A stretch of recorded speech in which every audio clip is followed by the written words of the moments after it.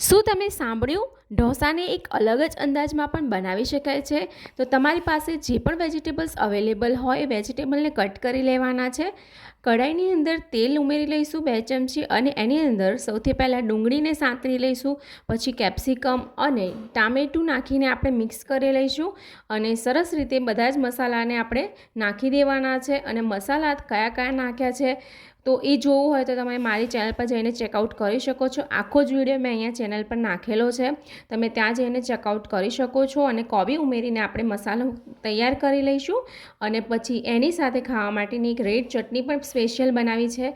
તો એ બધાનું જ વિડીયો જે આખા લોંગ વિડીયોમાં તમને જોવા મળી જશે.